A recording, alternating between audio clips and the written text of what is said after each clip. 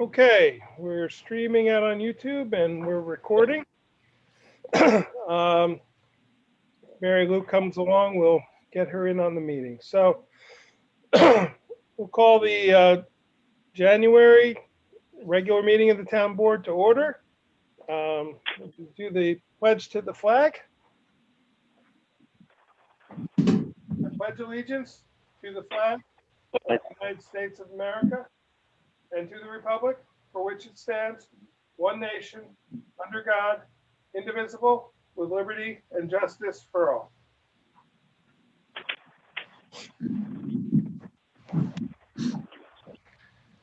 Okay, thank you. And we will do the roll call. Kate was delayed. She said should be on in a few moments, so I'll go ahead and do the roll call. Councilwoman Anawan. Here. Councilwoman Hagen-Depew. Here. Councilman Hewitt. Here. Councilman Paddock. Here. Supervisor Baden. Here. We will skip the public comment report for the moment, and we'll pick that back up when Kate arrives. So the first item on our agenda is a presentation from Jim Thatcher of CT Mail. As the board remembers, we contracted with them to put together a proposal for the Ulster County Transportation Council call for projects for the Boyce Mill Bridge. And with that, I will turn it over to you, Jim. Let me give you screen share capability.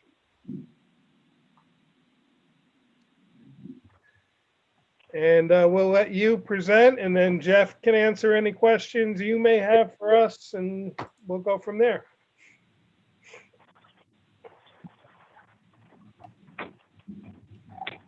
Okay, thank you, Supervisor.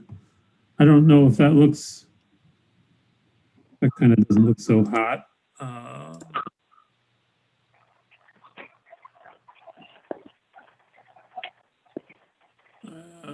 It's in my PDF software, so I apologize for the size, but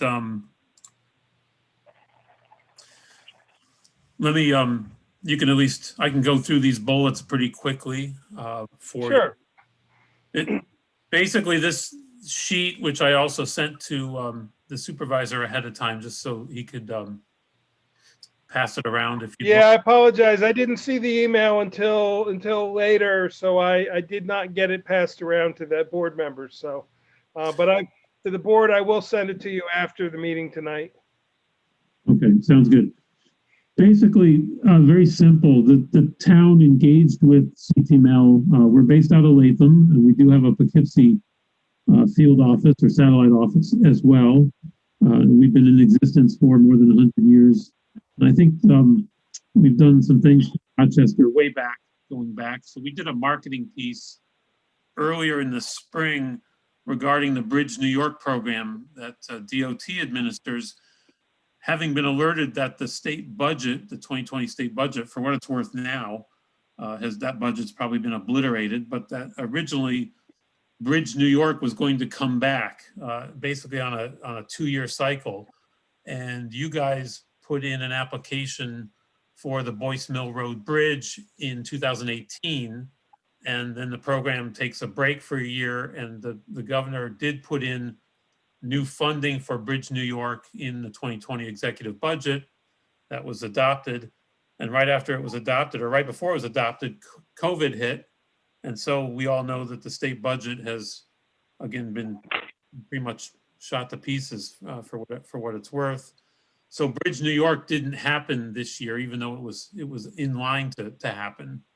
So the town engaged with us to originally to resubmit if we could improve or enhance that Bridge New York application, which was the total replacement of of this bridge on Boyce Mill Road. And we took a look at the bridge and the application and thought there were some areas that the narratives could be beefed up, and we could take a sharp pencil to the cost estimate that you had done previously. Talk to Jeff about any additional needs or issues that have arisen since 2018, that kind of thing. Well, with the budget in Bridge New York not happening this year, we're in sort of a waiting period with the town. We had a proposal to do a grant for you of some kind, which you hadn't really exercised yet until there was some available funding. And come late summer, or around September, October, I think, the county made the announcement that they were working on putting out about $2 million of some unused, or what they call off-system local bridge funding. Again, this is still federal transportation dollars from the Federal Highway Administration filtered down to New York State, but available to Ulster County for local bridge projects that are not state highway or state road bridges. So sort of a mini Bridge New York for Ulster County. And I think the county planning folks talked to the supervisor and engaged his interest in that we're aware of Boyce Mill Road and your bridge and your history of recent, or well, of annual issues and DOT flags and violations that you correct diligently as best you can. So we arranged a meeting with Jeff and the supervisor and Brian from Ulster County not too long ago. I know it was a rainy, kind of clammy, crappy day, but we went out to the bridge and took a look.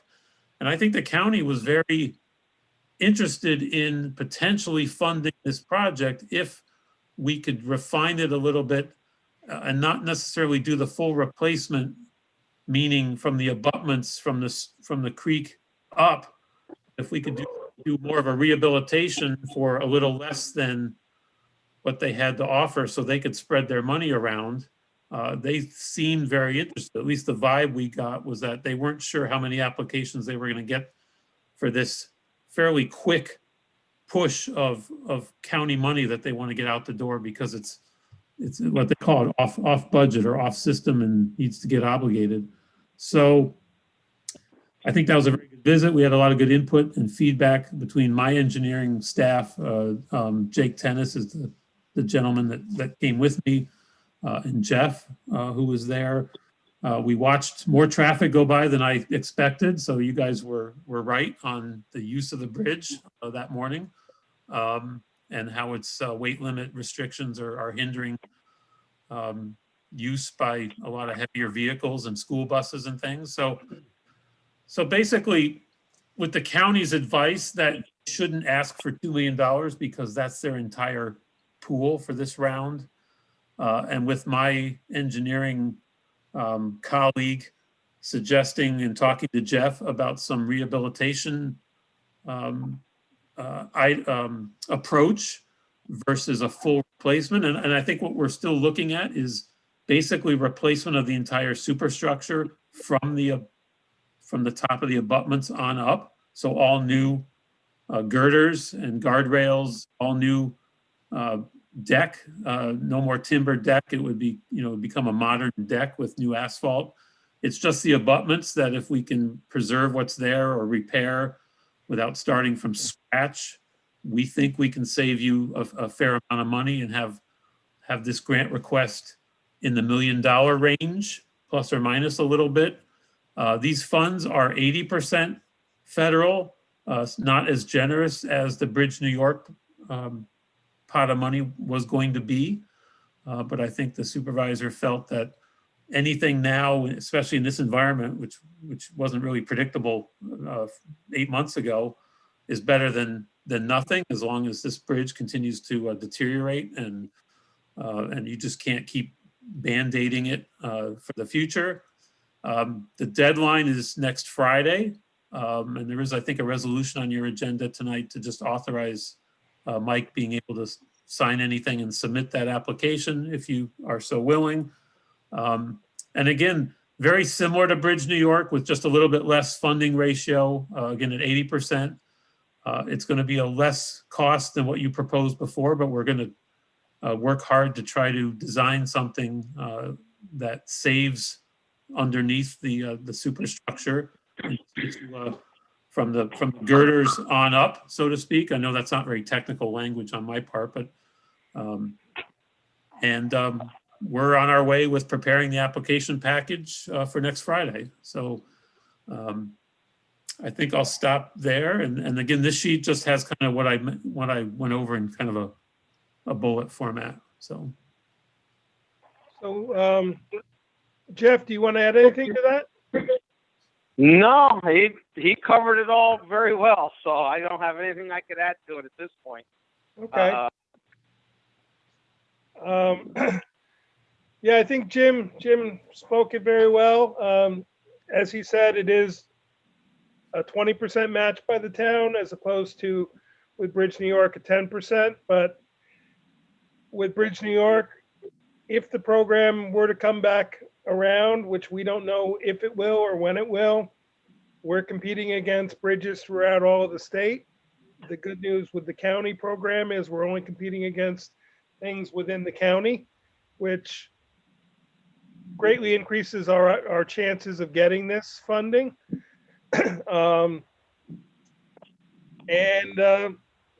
If we do get the funding from the county, we can appropriate the money. This project would probably, correct me if I'm wrong, Jim, this funding would be for 2022 construction, correct? 2022 or later. Their materials that they actually published for this, they were working on this notice of funding availability for a while, says that it needs to be obligated by the county by 2025. So I think there's a little bit of breathing room there. Yeah.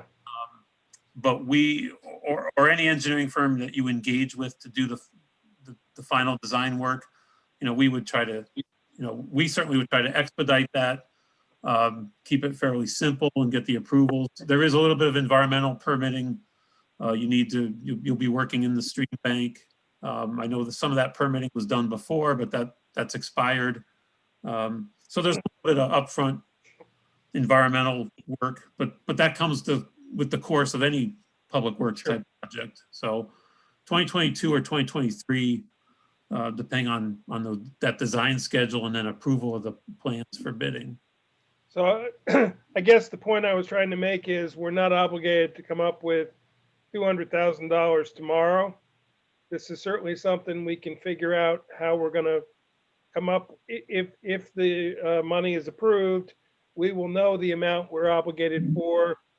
It could even potentially be spaced out over 2 budget cycles, or we could be bonded, or we could choose to use fund balance, depending on what the scenarios are. So more or less tonight, it was just more presentation from Jim of what we would like to present to the county on January 15th. And why don't I see any of the board members have any questions on this? Yeah, Mike, I do. Given the level that the bridge is at now, will we be allowed to keep it open until this funding's available? I mean, Jeff, I don't know what the stage this bridge is at. How many tons? Right now we're at 9 tons. And we don't have any issues right now with the bridge that's outstanding.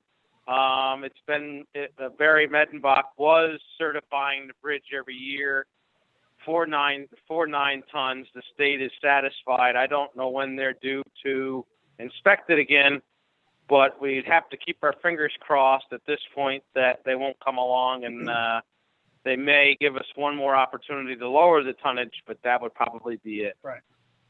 Well, that's my concern, that we And they- get funding in time. They tend to inspect it every 18 months to 2 years. So the last inspection previous was in what, 18, Jeff, or 17, I believe. 17. and then they did it again in 19. So, 19. Yeah. So currently we have addressed the issues. It's yellow flag, but we've lowered the weight limit to accommodate them, and the state is happy with that reaction. So you're still muted, B. I know, I was thinking, could you see the wheels moving? As long as, I mean, I understand your concern, and yes, they could come in at any day and Yeah. inspect it and shut it down, but at least this way, we actually have a plan. I If- hope they would accept that. That's my Yeah. thought. I Yeah. hope they will. I mean, if it were to come to fruition that sometime this year or early next year they came in and it was shut down, we still would have this plan in place. And we can certainly make the county aware of the urgency of getting this project going as quickly as possible. So, Thank you. I have a question, just given that the recommendation is to reduce the scope of the project so that it doesn't suck up all the funding. I understand that. What's the lifespan of what the new proposal would be for the bridge? Like, is it going to fix the problems for the long term? I guess that's just my question. Yeah, I asked Jake, again, my engineering colleague who came out today. He didn't give me a number like 30 but he said, which engineers probably have to really pin down, which I've learned since I'm not an engineer, but and they haven't designed anything yet officially, although he knows what he wants to do with this bridge. So he said it would have to meet the life cycle standards that DOT have set. This is not a Band-Aid approach. It's everything but the concrete abutments. So I'm thinking 20, 25, 30 or more. I mean, I don't have those standards in front of me, and I'm, again, not an engineer, but the caveat with reducing the scope, according to Jake, is that the width would have to basically stay about the same. So you're not talking about a major expansion or widening of the bridge, and the other dimensions. I mean, the height and everything is, we're using the same abutments with any rehab that concrete needs. So there are some trade-offs, but I don't think Jeff or the supervisor talked to us about any need for major widening or any kind of, grand plans to really change the feel or look of the bridge. Again, guardrails all replaced, the decking, the road surface, everything. Just taking out those abutments and not doing a widening, according to my colleague, seems to save a lot of extra funds, because the girders and the other components, could almost be fabricated. Some of that can be fabricated and just brought in and set in place. I mean, it's just not as complicated. So hope that answers your question. It does. Thank you. Yep. Any other questions, Adam, Chris? Okay. So with that being said, then I have a resolution that I'd like the board to approve. It is kind of lengthy. All of you received it in the agenda, right? I'll read the header of it. So this is authorizing submission of an Ulster County Transportation Surface Transportation Program off-system bridge repair funding application to support the rehabilitation of the Boyce Mill Bridge to restore load capacity and provide safe transport of essential vehicles and mobility for all town and county residents, and to pledge use of capital reserves and/or local bond proceeds to fund the non-UCTC grant portion of the total project cost if the proposed county funding is awarded to the town of Rochester. And the resolution goes on to basically the board is authorizing to sign off all UCTC application documents and certifications and submit the UCTC off-system bridge repair funding application on behalf of the town on or before January 15th, 2021. So do I have that motion? I'll make the motion. Do I have a second? Second. Are there any questions or discussion? If not, Kate, would you do a roll call vote, please? Councilwoman Anowen, Aye. Councilwoman Hagen DePew, Aye. Councilman Hewitt, Aye. Councilman Paddock, Aye. Supervisor Baden. Aye. Okay. Jim, thank you very much, and we appreciate the work you've done so far for us. If you need, Jeff was searching for some of that additional information you guys were looking for, and I don't know if he found it and got it to you, but we'll work with you this coming week and whatever you need from us to put that together. Yeah, thank you. I'm going to include as an attachment all the inspection reports back to at least 2015. So that shows a progression of the flagging and the deficiencies. And I think the one Jeff was looking for was 19 or this. The most recent one, yeah. Unfortunately, it was sent to us on a CD. They don't send PDFs anymore. They send you a disc, and we're having some trouble locating that disc. We will attempt to find that disc and get that information. If we can't, we'll reach back out to the state and see if we can get it again from them. So. Yeah, not a problem. I think the county was aware of the issues. It's just good to keep it in front of them. I like to send as much as possible so people can Sure. know that you're ready and history. But thank you very much. Thank you. Appreciate your time. Enjoy your evening. Thank you. Moving forward, attorney for the town report, Mary Lou texted me.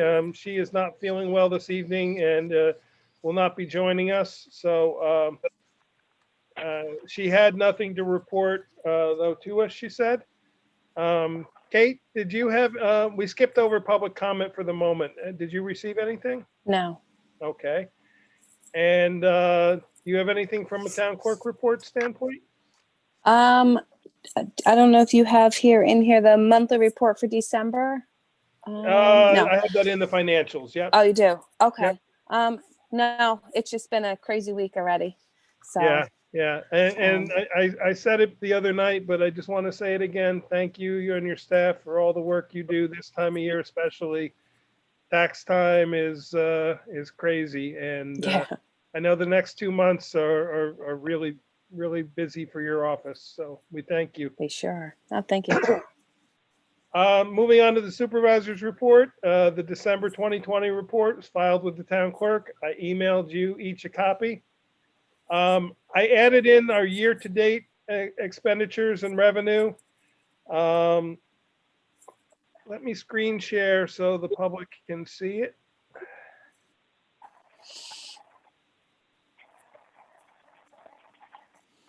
So for the year-to-date for the general fund, we have expenditures of $1,733,584.69.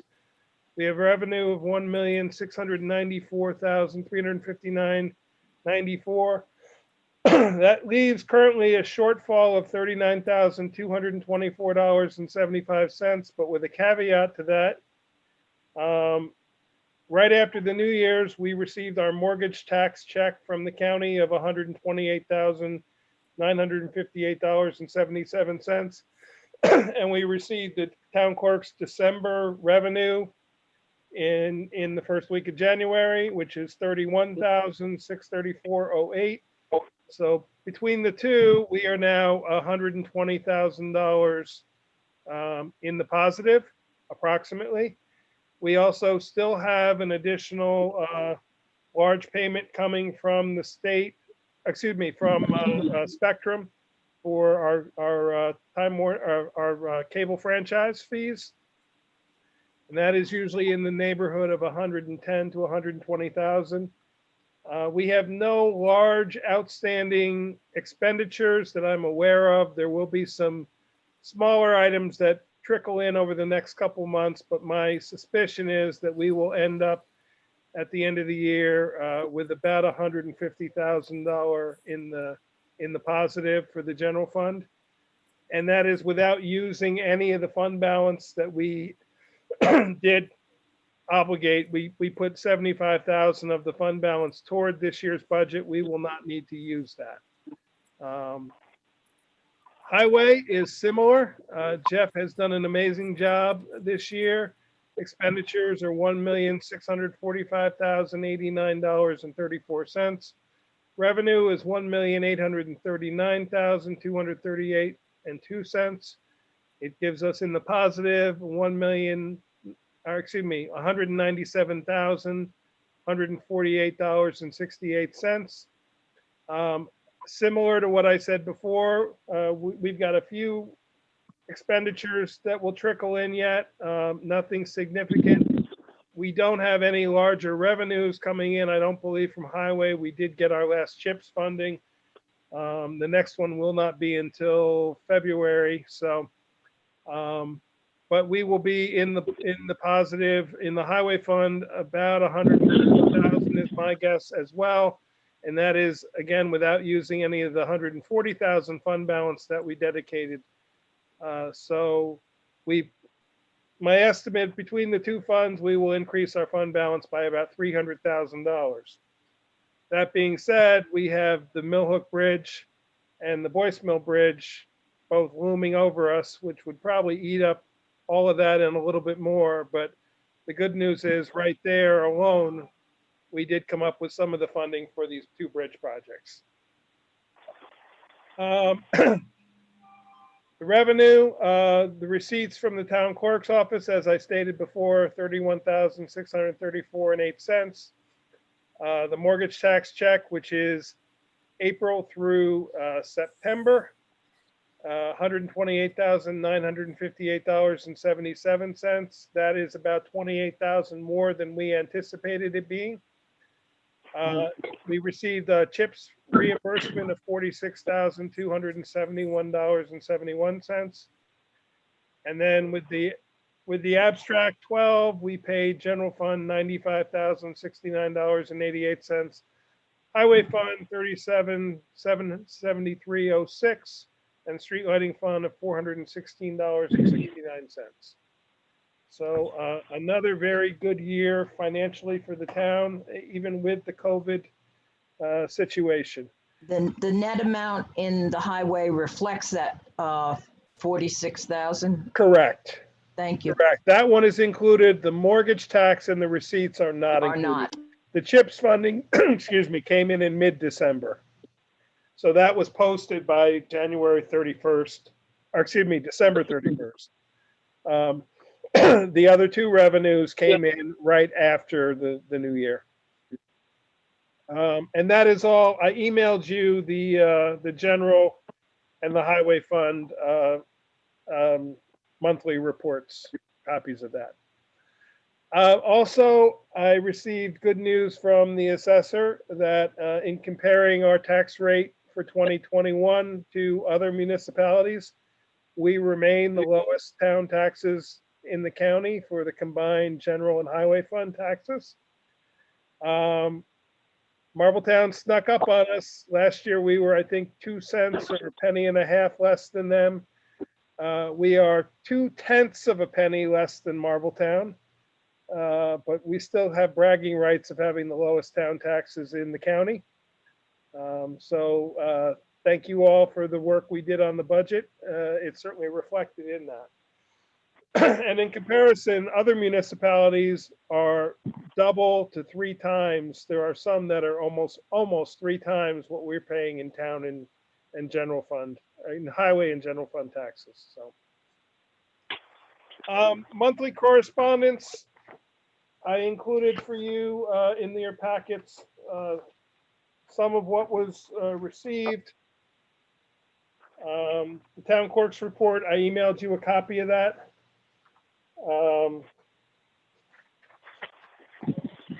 From the building department, our revenue for the month was $9,535.30. Year-to-date total from the building department, 120,860.98 cents. I think that may be a record.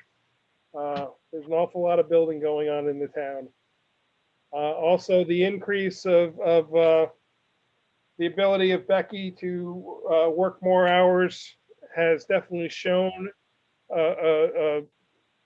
She's able to process more permits, and having the part-time clerk in there has made a big difference too. She's able to catch up on old building permits that have not been completed, and they're really doing a great job of catching up on past years' issues. From the Planning and Zoning Office, a monthly revenue from the Planning Board of $2,200. Again, another larger than usual number. The assessor's report, he started to review the status of open building permits. He's inspecting properties and updating the records and assessments as necessary. And all properties will be assessed as their status as of March 1st, 2021, which is the New York State designation day. They've sent out renewal applications to senior citizens, disabled persons with limited incomes, ag exemptions, wholly exempt properties, grandparents, clergy, and forest exemptions. They're reviewing and processing the exemption applications as they receive them, and all are due by March 1st, 2021. And due to recent legislation passed by the New York State legislature, senior citizens and persons with disabilities will not need to file renewal applications unless their income decreased. So that is a big change. Previously, they had to refile every single year. The state heard that outcry and has addressed it. But if their income has decreased, they should absolutely file one, because their exemption would be reflected in their exemption. So that will take a little bit of a load off our assessor staff of trying to track down every person who has an application, and they do a really good job.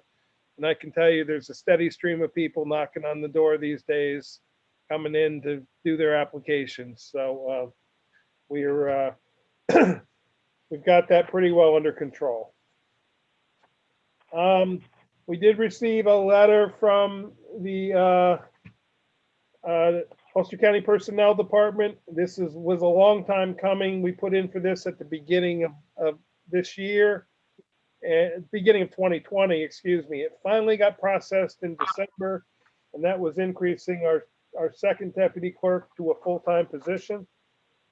She has been working full-time since then, but it's now an official designation.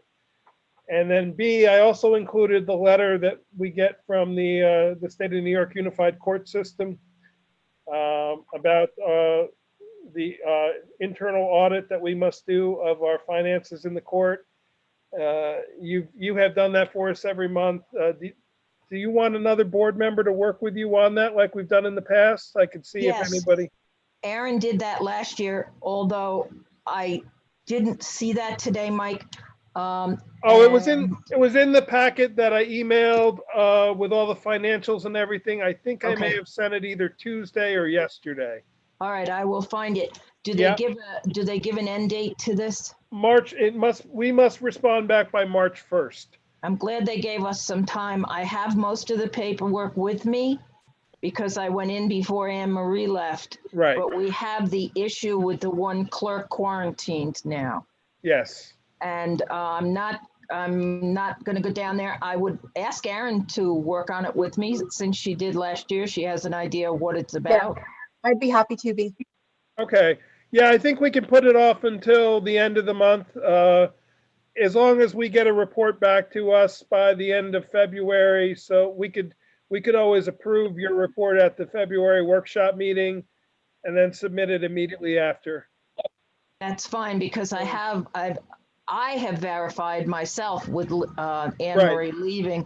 Erin, you wouldn't have done that, but I do have the figures and they're in my usual messy, so you can see that they really were done And I believe I dated There the, also has not been near the activity we normally have with the courts being shut down as much as they have.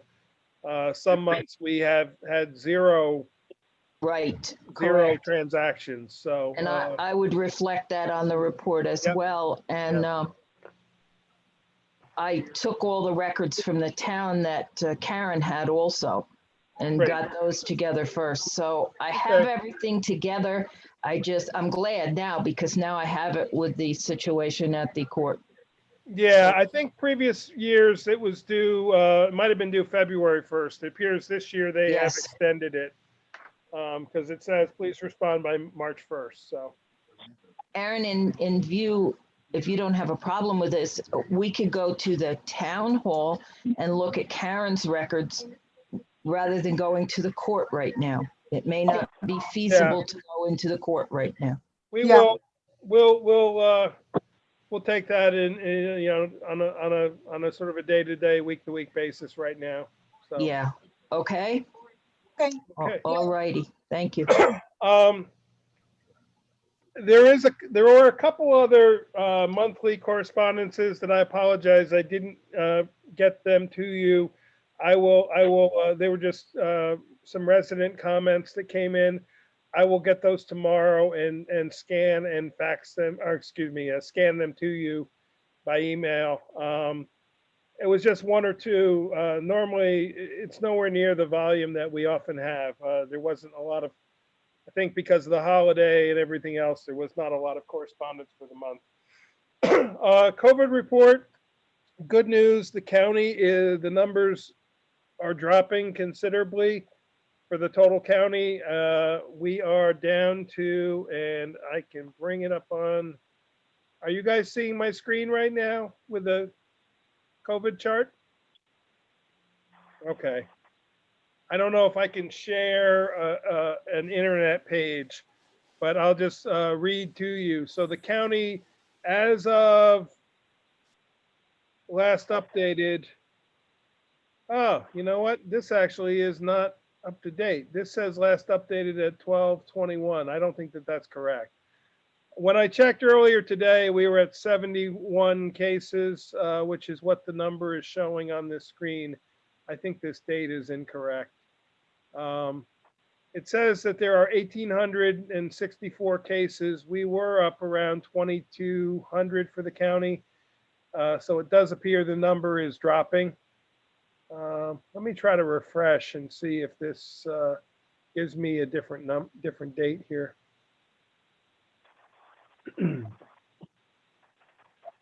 No, it's still showing 12/21, but I think the number of cases is accurate.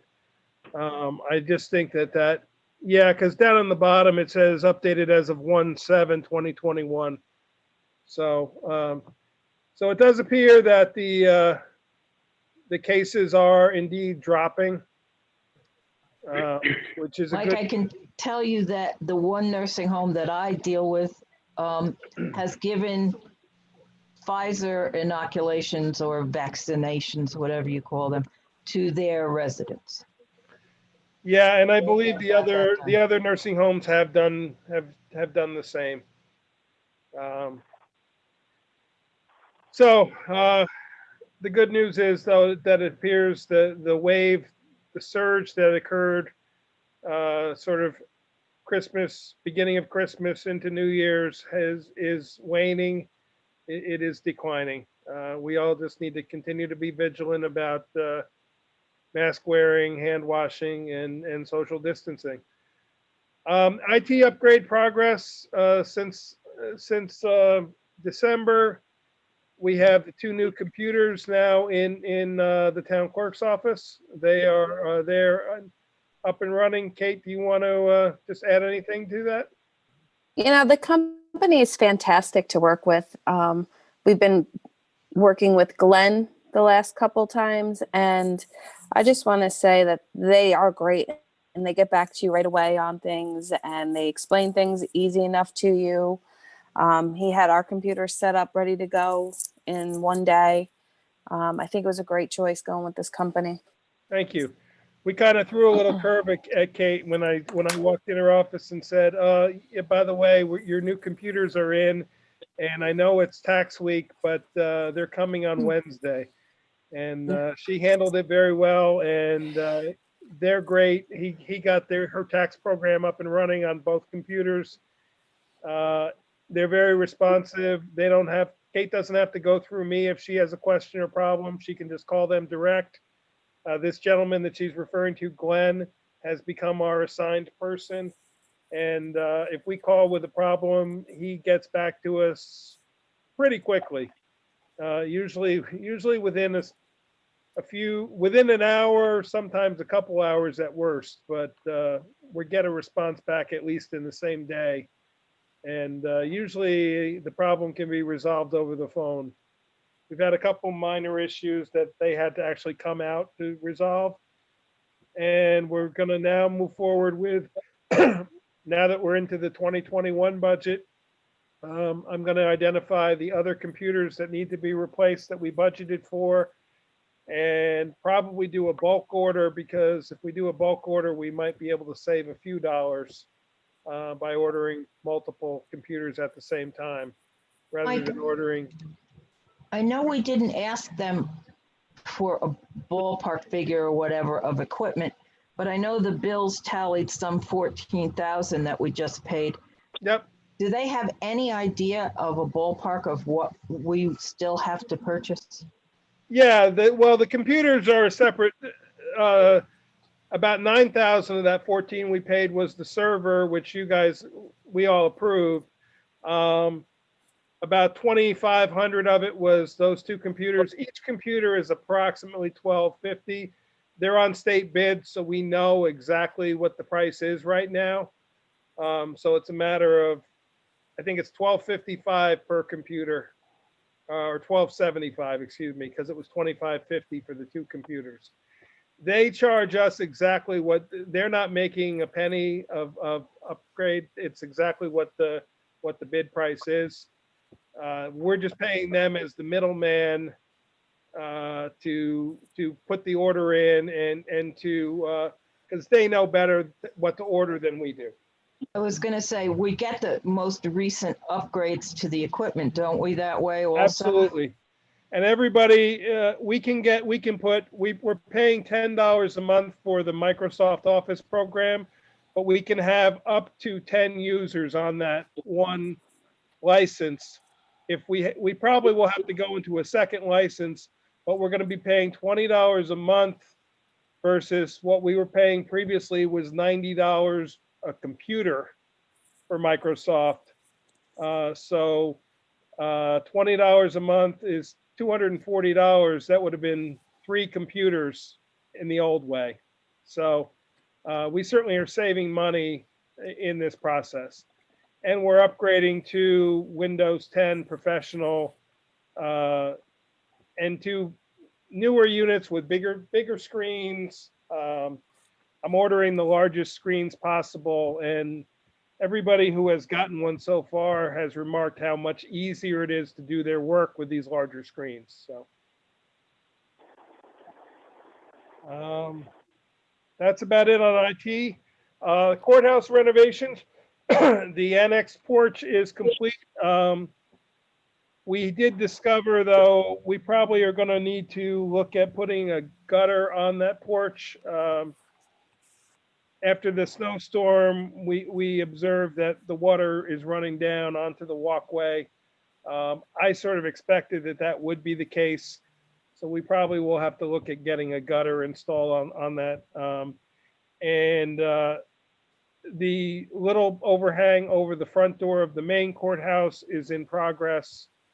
I'm not sure exactly when that will be completed, but it is in progress. And that will use up the balance of the JCAP grant funding when that project is complete. Algerville Firehouse, we have bids out to, or bid proposals out to bid. They are scheduled to be returned back to Kate and will be open on January 15th, next Friday.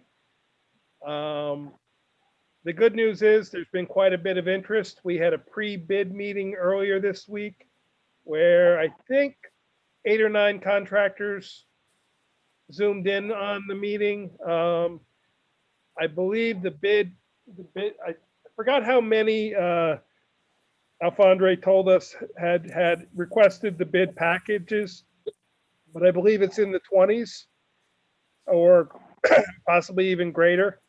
So there's a large number of contractors who have they're at least looking at the application, or excuse me, at the bid package. And we will see how it all turns out on January 15th. So we're looking to initiate construction there this spring, potentially beginning with some of the interior demolition work even earlier before the ground thaw, but we're saying they must be completed in 275 days. So they have to be completed in 9 months. It's pretty aggressive, but we think it's doable. And that's all I have. Liaison reports? Anybody? Yeah, Mike, I got a couple. Yeah, Adam, if you want to give the constabulary now rather than waiting till later, that's fine. Sure. So before I do the constabulary, just not a ton of stuff from the rec department, but I did want to just give a quick update. They did a nice 3-part series on the history of the town of Rochester. I just looked tonight. The part 1 that's only been up for about a month already has nearly 1,000 views up. So again, they're being extraordinarily well received. I think it was a really good use of time and resources, and something that we can look back on for a very long time. Was one of the positives that came out of the end of 2020. And Kate did a really great job narrating it. So to Supervisor Bade and the town board members, constabulary report for December. The court is partially open. The constabulary answered 18 direct calls for service and other duties in December of 2020. These included 8 neighbor-to-neighbor and quality of life complaints, 2 resident traffic complaints, 1 on Whitfield Road, Upper Whitfield Road, and Lower Whitfield Road, 2 environmental complaints, Lakeview Road and Queens Highway, 3 building department violations, 3 new court cases open, 27 court proceedings remain open, and 0 court proceedings were closed, obviously due to the COVID-19 court closures. Interesting occurrences during the month. Complaints regarding trespassing on residents' property are up again, unfortunately. However, we have received multiple complaints regarding drones overflying residents' properties. Must be Christmas time. Everybody got a drone. Complaints regarding garbage being dumped on private properties and on several local roads has increased again. Neighbor-to-neighbor complaints have decreased again for another month, and all of them have been diffused successfully without further incident. Of note, there were several calls regarding ATVs being operated on public roads and on private property in several locations around the town without permission. Due to the COVID-19 pandemic, we continue to have limited direct contact with complainants, people complaining, with the proportional increase in direct phone calls.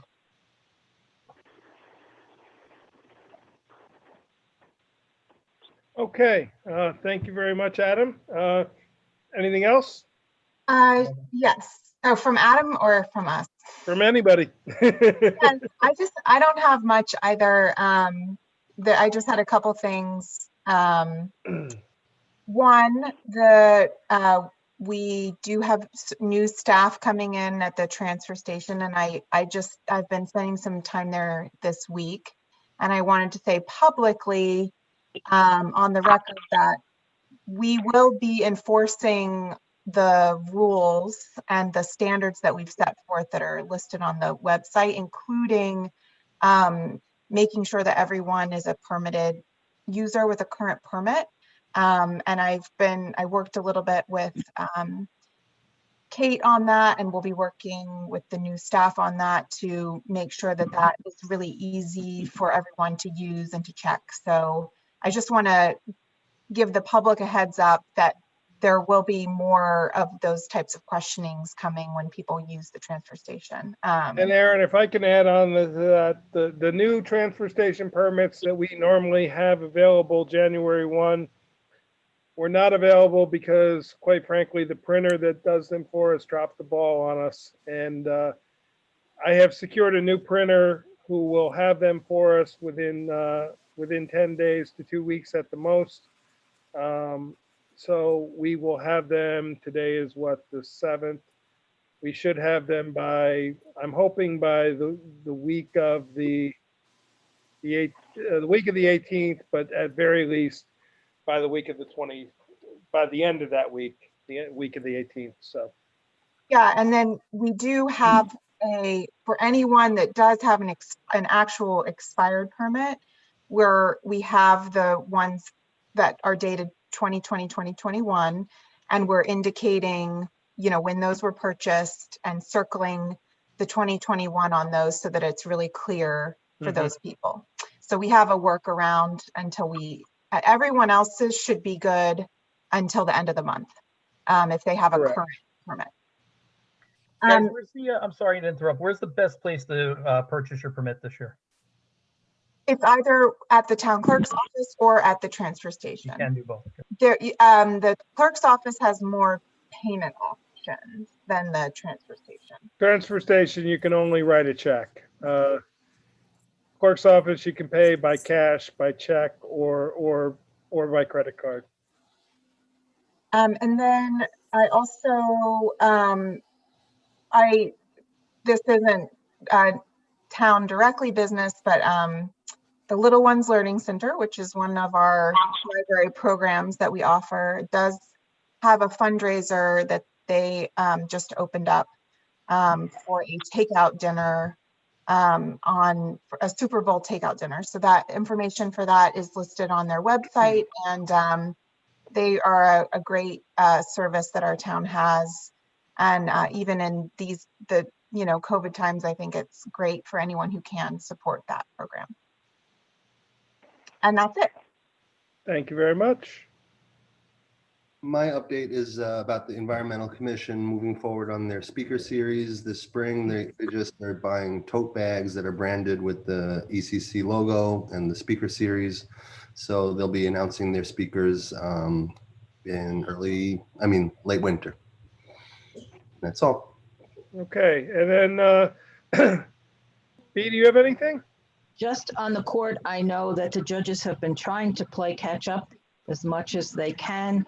Not sure what will happen now with Michelle being in quarantine, but I know they've worked very hard to play catch up. And again,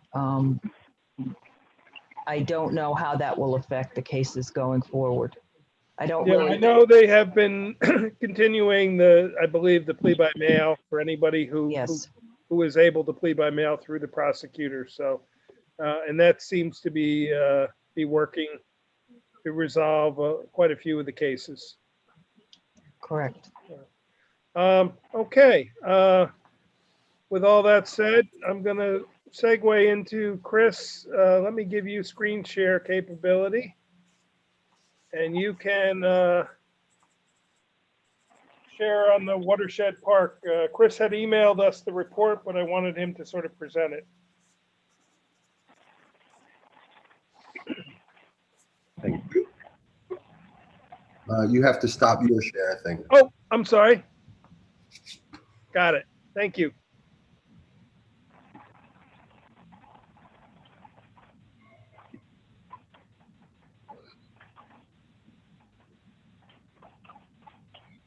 Okay, so I shared this with you, I think about a week ago or more. Final presentation for the year. We spent $2,600 on not only this report, but the 4 phases that went into the report. This report wasn't even in the pricing. This is something that I helped Andrew put together toward the end.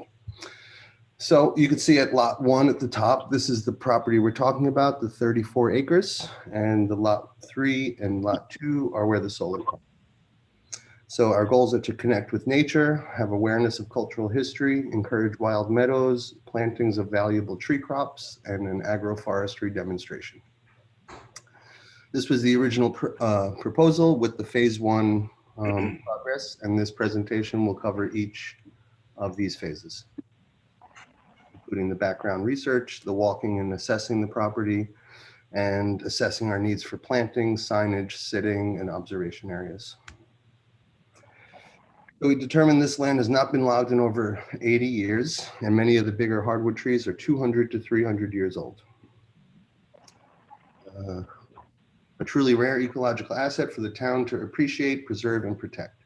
It is a north slope with at least 3 different identifiable perennial springs emerging on the hill and flowing down to the Mill Brook. This slide is the Mill Brook, and you can see that it gets very straight right here. And over here, it's very windy. This is all Shawangunk conglomerate, and so it forces it to stay straight, and it also forces the river to become deep right here.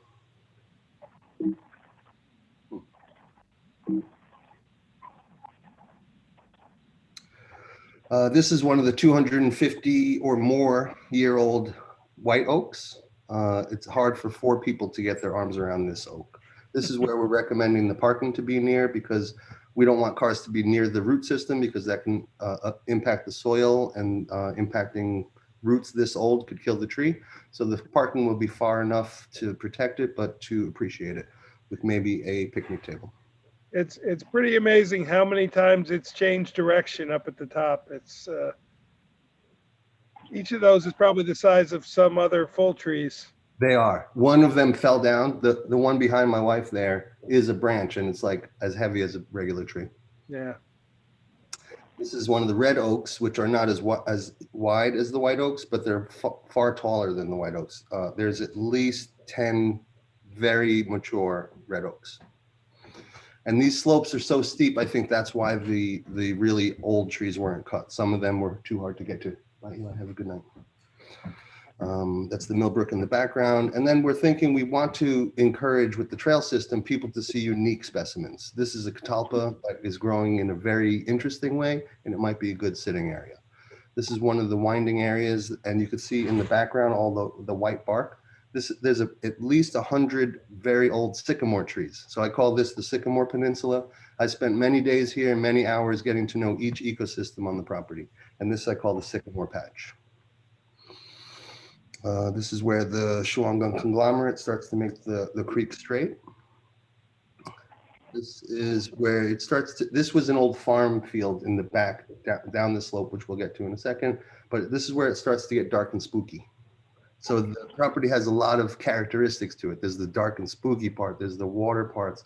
There's the ancient tree parts. This is the back. You can see the barbed wire and an ancient white oak. This is the back property abutting the neighbor. I'd have to look at the map. I think it's the northwest of the property.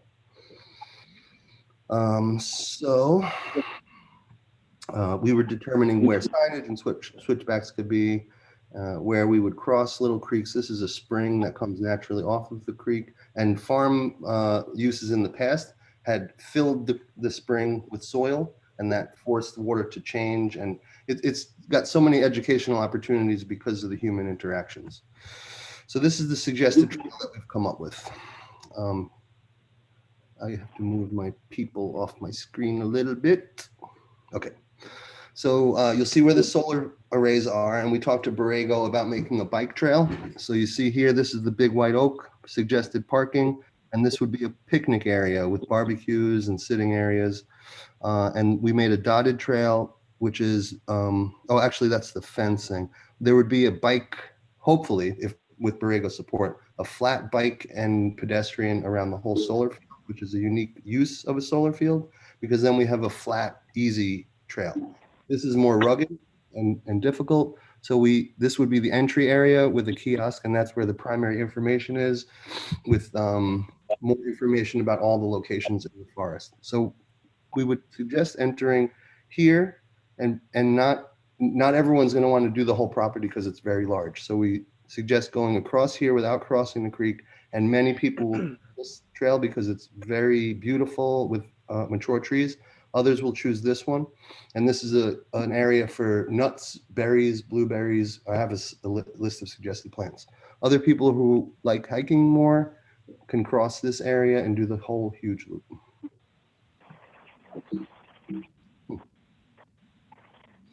This is the wild meadow area that is great for blueberries because the soil is about 5.7 pH, perfect for blueberries and all of these species that are native, including some people don't realize things like persimmons and hardy kiwi are native and can grow in this area.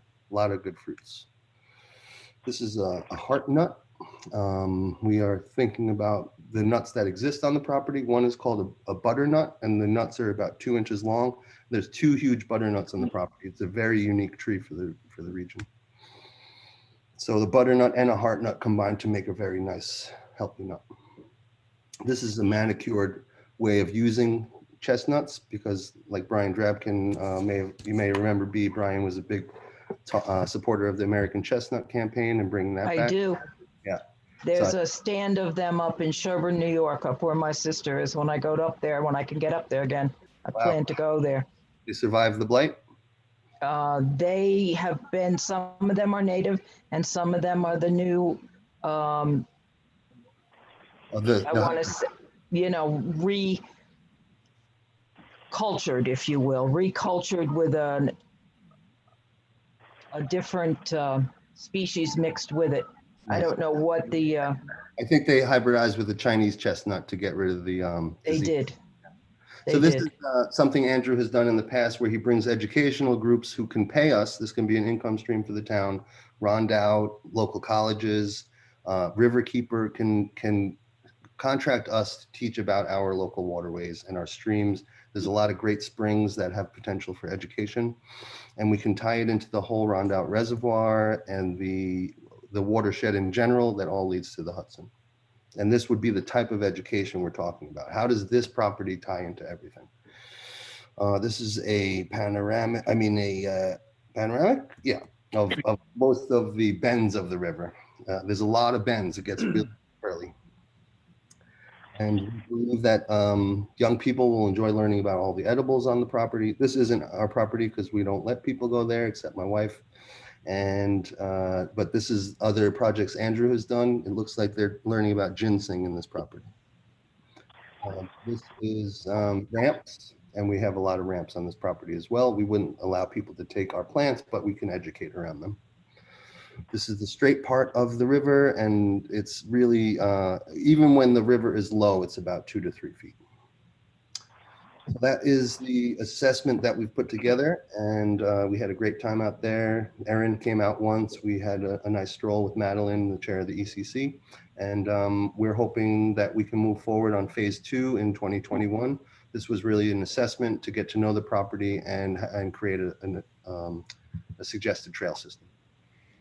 Yeah, Chris, if you could maybe put together, even if it's just a very rough draft of your thoughts of where we would head next with what kind of projects and funding we would need to look toward. And we did dedicate a certain amount toward parks in general, but it's not specifically earmarked for anything yet.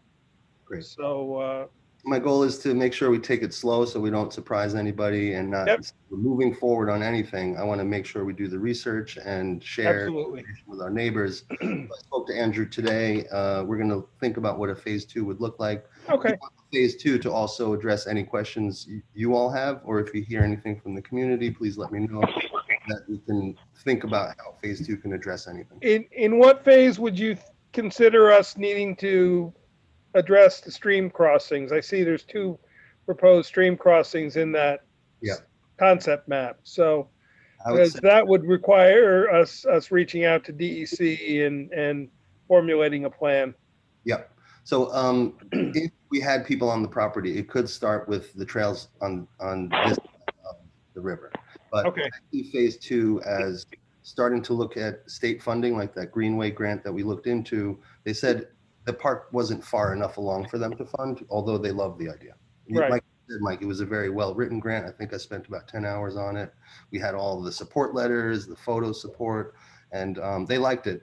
But I'd say that that's when we start getting them involved is when we're ready to make it. Now we have this report, which we didn't have when we applied for that grant, so. And so I'd say phase 2 will be like maybe working with the ECC to get a more concrete list of plants we'd like to plant, pricing on those plants, and what a trail system would cost. Okay, great.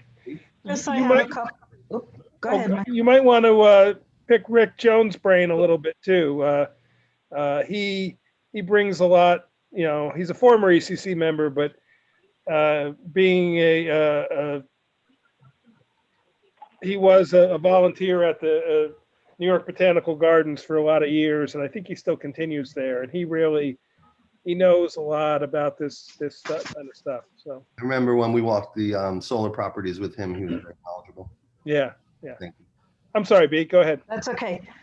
Chris, as you're doing this and expanding to this, are you notifying the contiguous landowners? I haven't thought about doing that yet. Do you think it's time yet? I think any time is a good time if you're gonna do something. That's just me. I don't know how the rest of the board feels. And how, if, as you get to where you're at the closest parts of contiguous people, how are you going to keep your people on the trail? I think Mohonk does a good job as an example of how to clearly mark their trails and clearly say, stay away from these areas. So I would model some of what we do on that. But one house, really, it's really one house that becomes visible. And I noticed that we can steer clear, the trail can steer clear by using this hill as a blocker and just stay away from there completely. But my biggest concern was the contiguous landowners, because we are taking town property to use. And I think they need to be notified if they have something to say, whatever direction they want to go. Yeah. I don't think you can just continue into another stage without letting them know your proposals. Nice. Maybe I can send them a link to this presentation because I have their addresses. Okay. Okay. That might be, But this is public, now this is a public presentation, so I'm willing to even yeah, send a letter. yeah. And did you do the monetary report for the 2,500 that we first granted you, or you and This was Mr. the, Pels- I'm this sorry? was the report. We paid $1,250 up front and Mhm. paying $1,260 because he produced the report and everything he said he would do. Right. Okay, The balance of we paid half, and then the balance was due to be paid at the presentation of the report. So we received an invoice. It will be in our January audit to pay the balance of what we owe. and to go forward, are you looking into who's going to, I'm talking way ahead, Chris, who's going to monitor like garbage, especially after what happened up at Verneuil Kill this summer, happened up in Greene County with a lot of their nature areas. They were destroyed. So who's going to do the policing and who's going to pay for that aspect?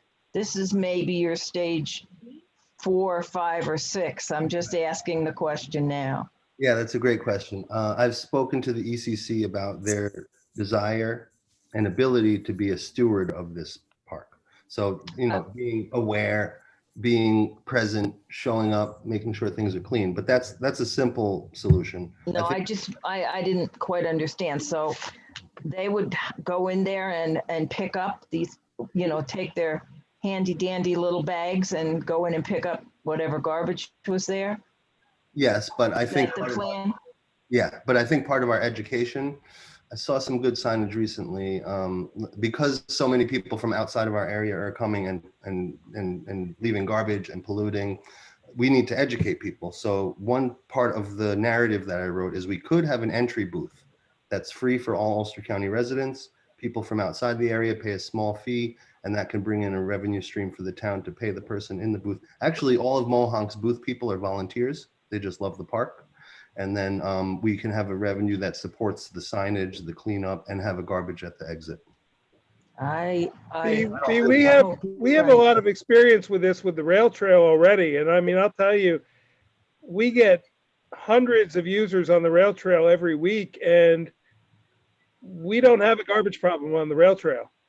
There is none. People police themselves very well.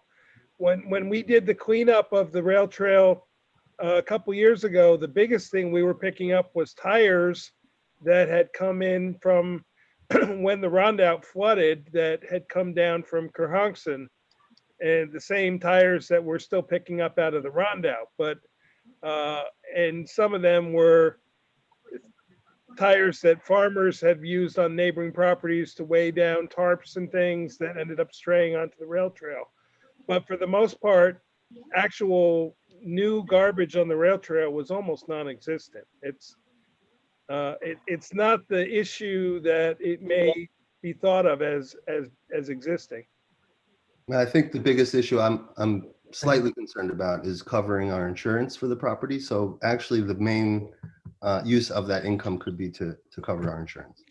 Yeah, we'll have to see with what kind of additional insurance we'll have to carry for something like that. So, Has there ever been any plan brought forward to ask the townspeople if they wanted to do this?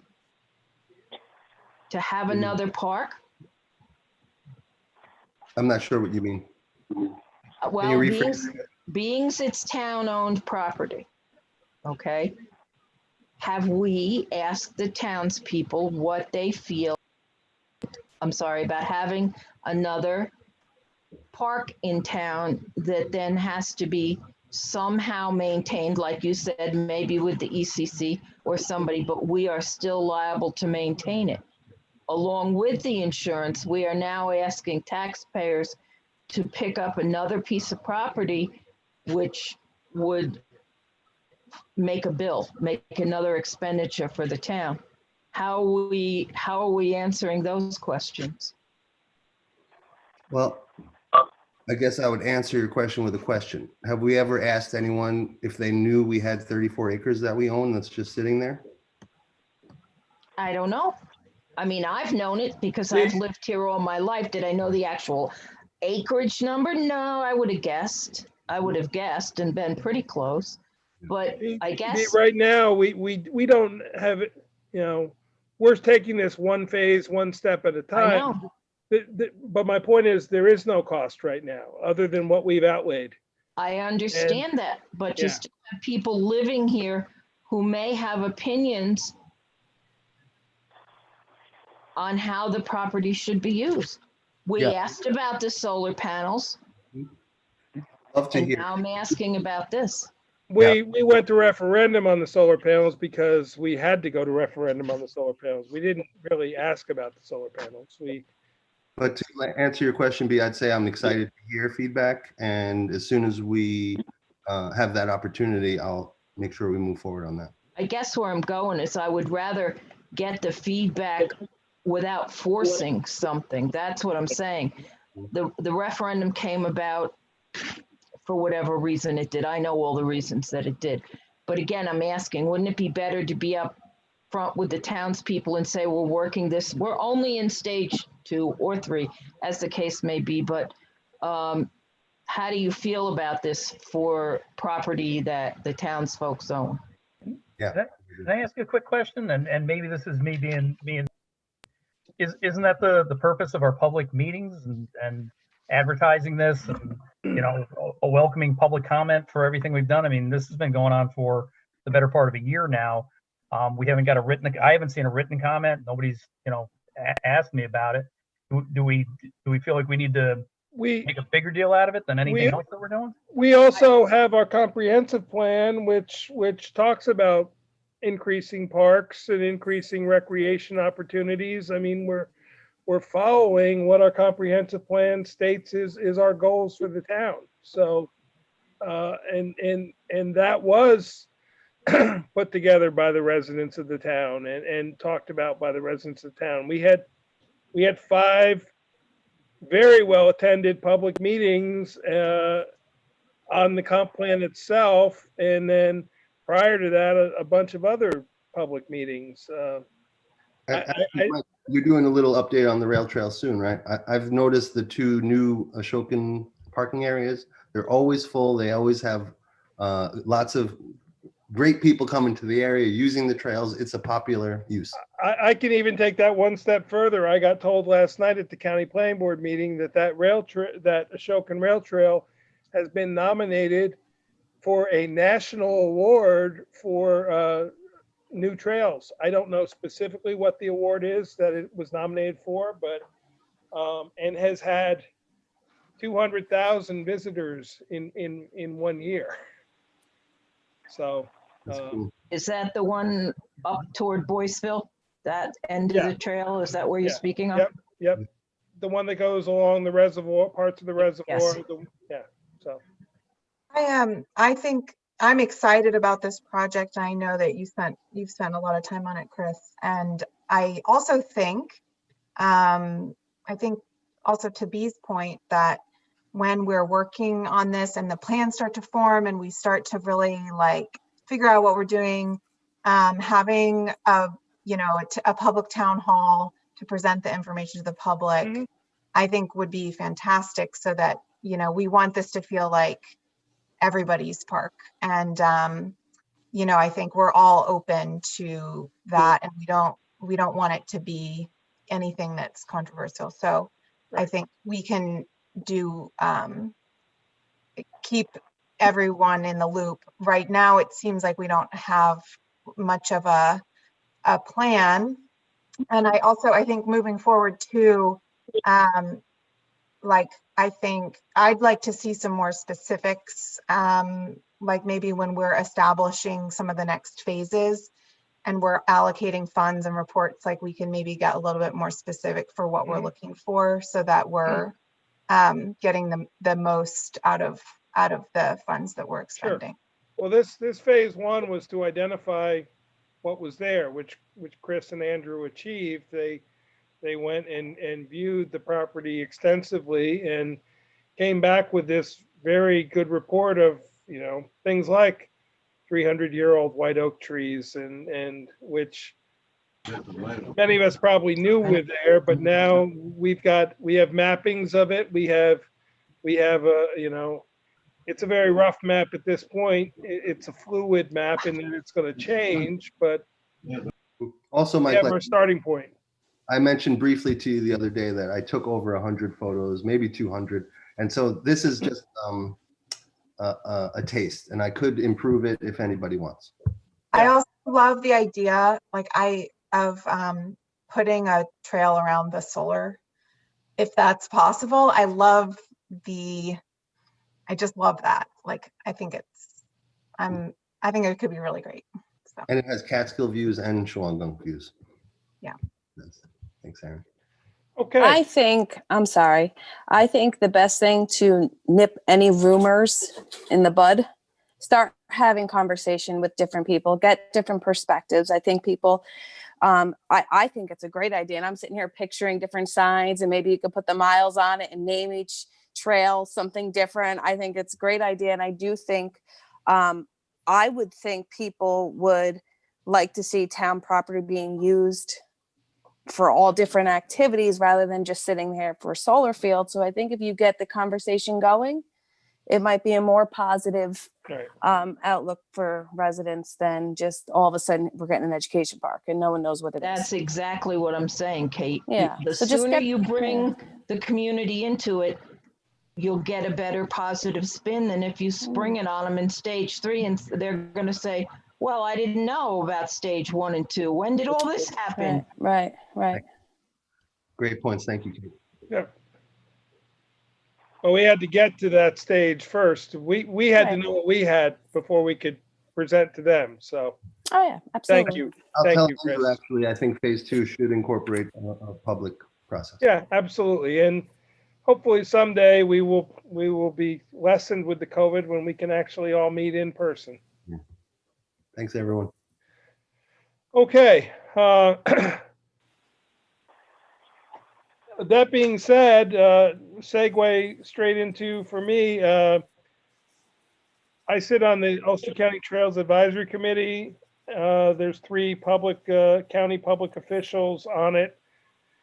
And we just prepared a 2020 State of the Trails report. I wanted to just give you a quick taste of what that is. Let me get the, apologize, let me get the document up.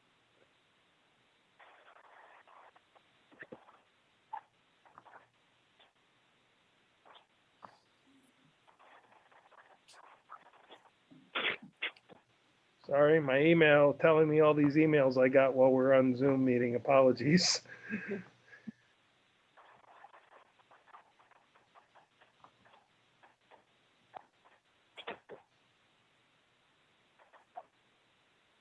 Are you seeing screen share? No. Okay, thank you.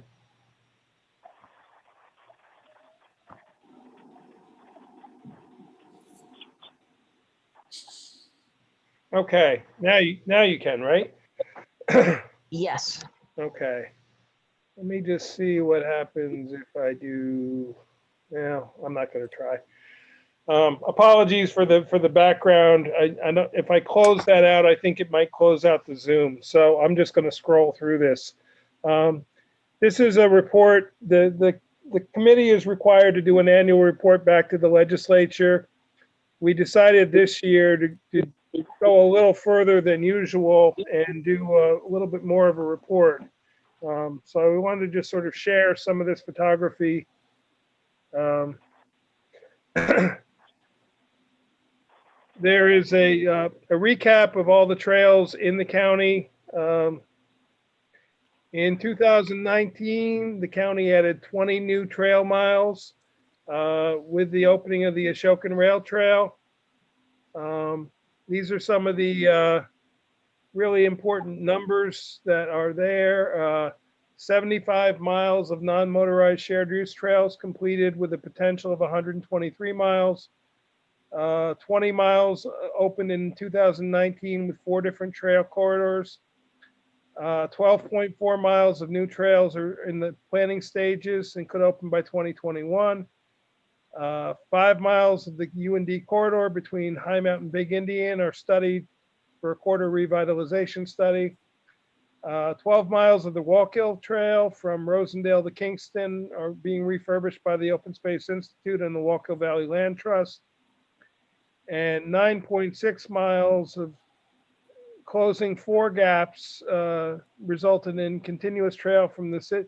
If we close 9.6 miles from the city of Kingston to Ellenville and from Kingston to Wallkill, which would be connecting 6 communities into the trail network and linking to neighboring counties. So we have a part of that with our approximately 2-mile section of the O&W trail that is that sadly is not under the town's control.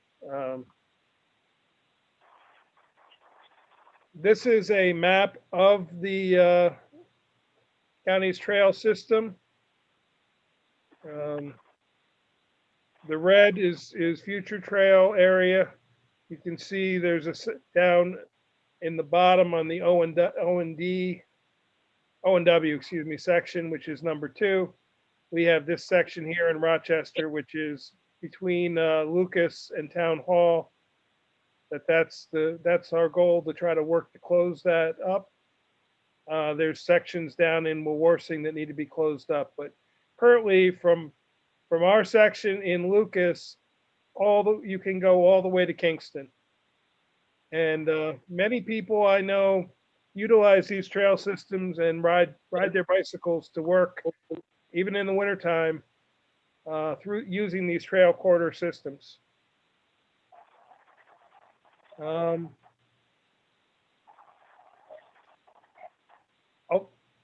As we've talked about before, with the COVID, the trail usage increased significantly. People really want to get out and exercise. Ulster County trails received over 600,000 visitors. I said 200,000 before for the Ashokan. I may have been low on that number. My apologies.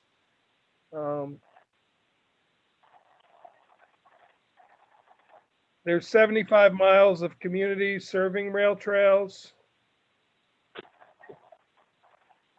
And we're parts of 2 long distance hiking trails, 40 miles of the Hudson River Greenway Water Trail.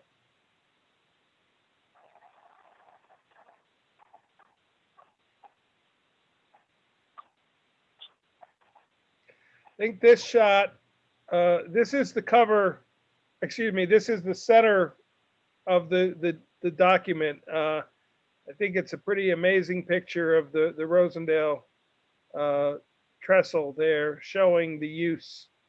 And all these communities have really seen an increase in small businesses.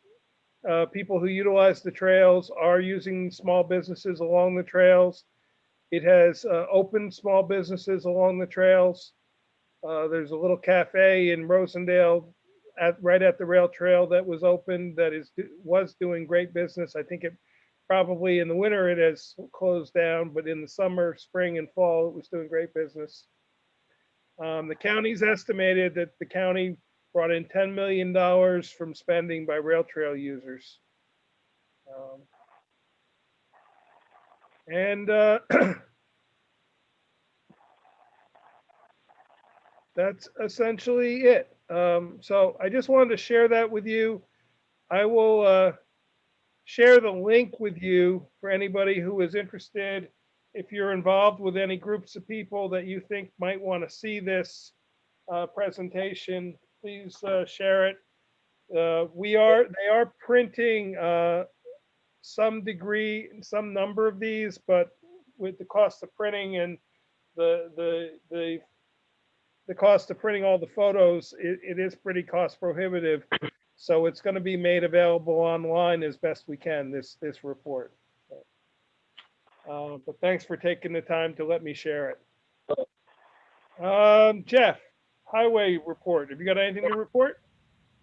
No, I really don't have anything exciting at this time, so. Okay. Let me go back to. Hey, Mike, you said you're going to share that trail presentation with us? Yeah, I'll shoot it to you in an email. Actually, I can shoot you I'll shoot you the link. It's on a server that you can just download it from, but I'll send you the link. It's too big to share the actual document. Okay, thank you. Yep. Let me just get the agenda back up on the screen share. Apologies.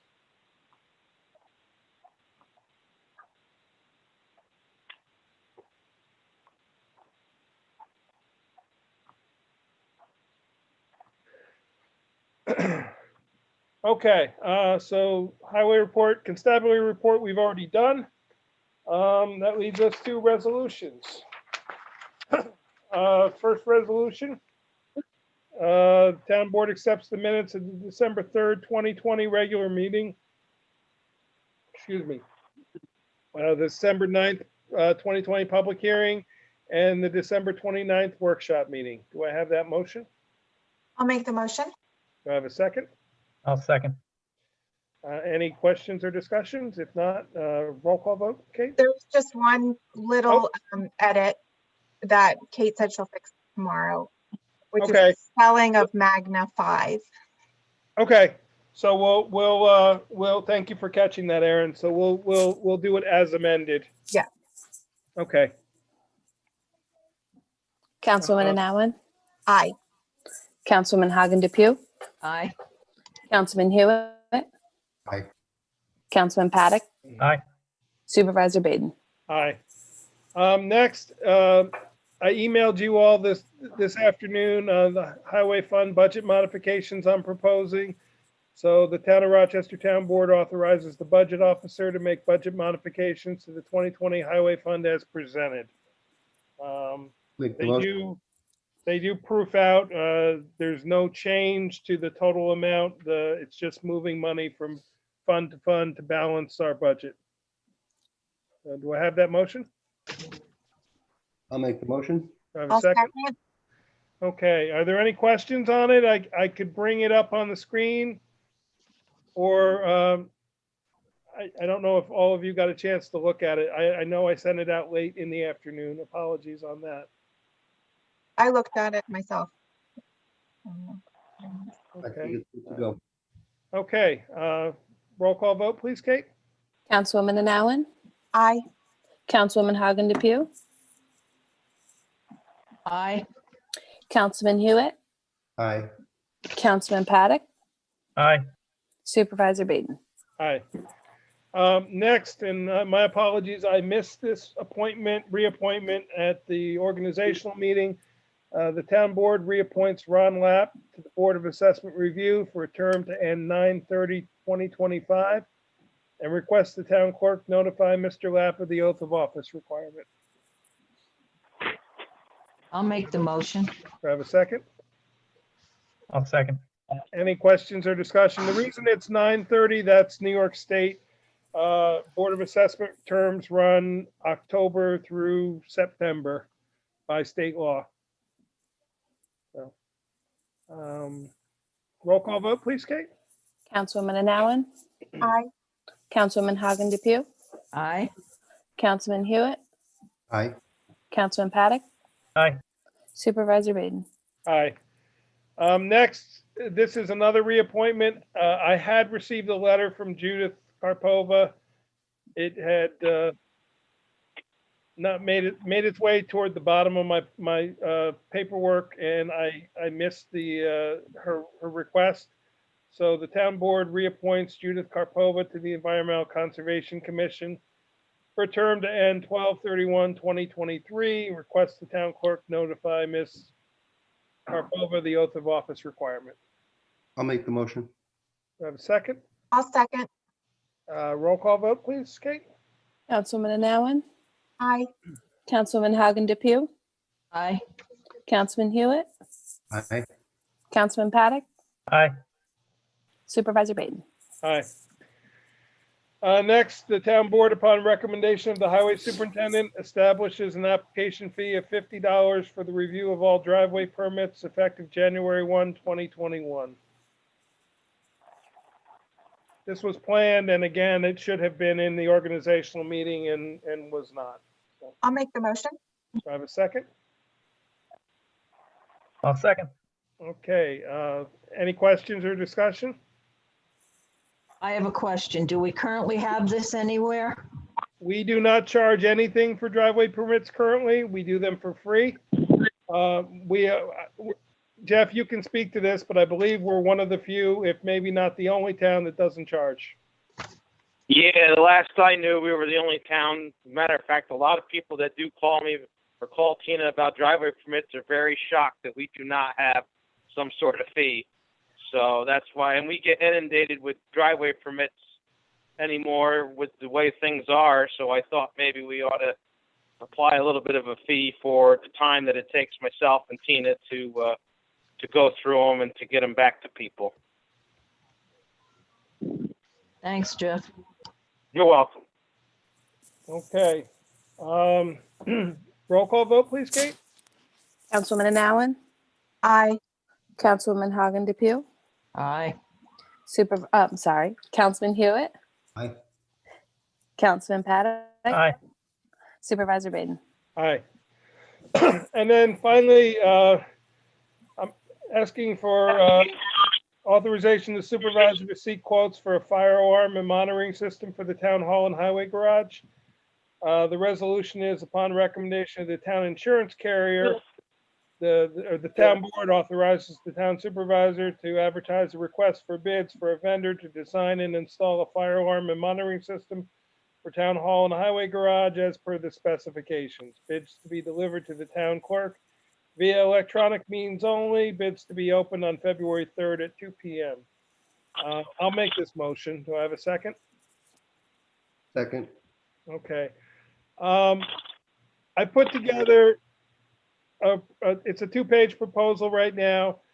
I have had conversation with Will Farrell, our fire inspector.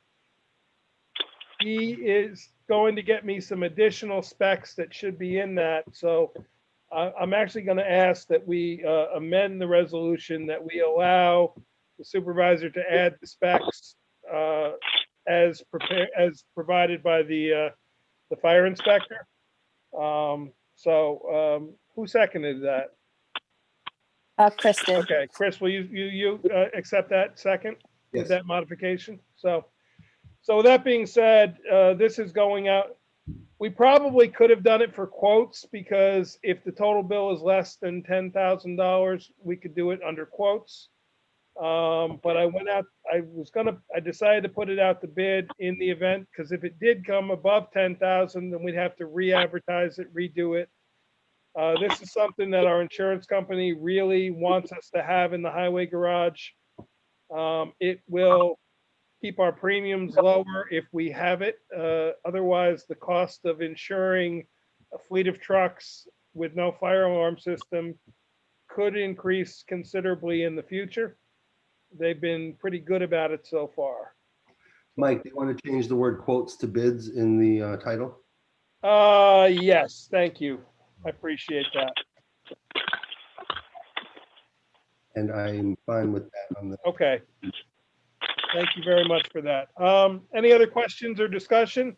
It's a fact finding at this point. If you know, we can certainly, I have no idea what it's going to come back as. We did budget a certain amount of money for capital improvements this year. This would come out of that funding.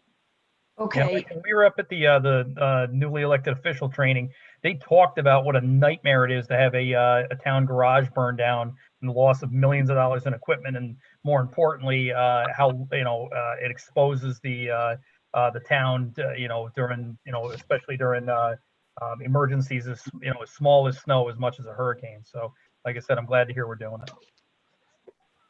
Mike, if you're saying this is just fact finding, but it is a bid, it will be standing and we will use your numbers to make a decision, Oh, correct? absolutely. We'll use the numbers to make a decision, but we can choose to reject all bids if we don't like how they come in. That's my point when I say it's fact finding. I guess what I meant is I have no idea if the bids are going to be $6,000 or they're going to be $20,000. I have no concept of the cost of what this will be. And that's where I say why normally when you put out a bid, you have a rough idea of where it may go. We did a lot, $40,000 toward capital improvements. My hope is not to use half of it for this project. Well, that's probably why this shouldn't be discussed publicly. If you're gonna do it for bid, don't put any numbers on it. Well, I'm not really, because I just said I don't have any idea what it's going to come back as. So I know, so, if it comes back at $40,000, we can reject it and put it back out again. So all right. I just think it's something we need to do sooner rather than later. I mean, Jeff, Agreed. do you want to Agreed. weigh in on this, Jeff? Did he go? Oh, he's He's still still there. there. He muted. I muted him because there was background noise. I think, Jeff, on your phone, you got to hit star. What is it? Star. Yeah, am I still on? How's Yep, that? we got you. Okay. Yeah, I think it is important that we do have the heat detectors. That's actually what we would have to have in our shop. I have seen many photos, and highway superintendents have shared a lot of information about some highway garages that didn't fare so well. There was one just back a few months ago that unfortunately he had all of his trucks parked in the highway garage. So of course he didn't have a truck left by the time they got there to get the fire out. And that is something that I do worry about quite often. All of our trucks have master switches on them. So all the trucks that are in the shop have to have the master switches shut off, because normally all the fires that have been in highway garages have started from trucks. Very seldom has it started from anything else other than something wiring wise within the trucks. So we do keep our master switches off. However, it is something that is a concern that I think the heat detectors and whatnot, hopefully we never have an issue, but we certainly would stand a chance if we had something there that would give us a heads up that something was going on. Yeah, and I will say the insurance company is only asking that we do the highway garage, but it sort of made sense to me that if we're doing the highway garage, we should do the town hall, which is attached to the highway garage. Because one fire, one place or the other could lead the other place to being an issue. So, if the bids come back too cost prohibitive, we can always explore it, doing just the highway garage. But I think we need to start from scratch and get out there and see what comes back. So, Mike, do we know the difference in the cost with the fire system and without the fire system when it comes to our premium? we do not, and just like B was talking about, Dwight couldn't really put numbers on it, but I can try to pin him down a little more. I will say that in our analysis last year of our insurance coverage, they came back and they said, you really need to do this. And before the 2021 policy was offered to us, I told them that we were doing the building condition survey, and this was one of the items that we would look into sooner rather than later. So they may have given us a little bit of a leeway in our policy with the promise that we were going to pursue this. I can try to pin them down for a dollars and cents basis, but I don't know I'll get that answer. I think they'd be able to give it to us. And again, if they're saying, if we come back with a bid of, say 10 grand, but we're saving $1,000 or $2,000, it makes the decision a lot easier to make. Yeah. I will try to find out that answer before we have to accept these bids. How's that? I did try to press them a little and kind of got a little bit of a dance. So we'll find out. We pay him a lot. He can do that work for us. Okay. So, Kate, will you call the vote, please? Councilwoman Anowen, Aye. Councilwoman Hagen DePew, Aye. Councilman Hewitt, Aye. Councilman Paddock, Aye. Supervisor Baden. Aye. Okay. Any board members have anything they want to bring up? Okay, if not, we will adjourn in the memory. These are the Rochester or nearby residents who have passed. And I apologize if I mispronounce any names. Sigard Bobik Gatland, Nadia Sawchuk, Charles Kelsey Jr., William Morse, Charlotte Perro, Janice Bush, Eleanor Subay, she was the grandmother of one of our employees. And finally, all who are suffering worldwide from the COVID-19 virus. With that, I'd ask for that motion to adjourn. I'll make the motion. Go ahead, Aaron. Sorry. And I'll second it. Okay. Thank you very much, everybody. Have a good evening. You as well. Good night. Good night.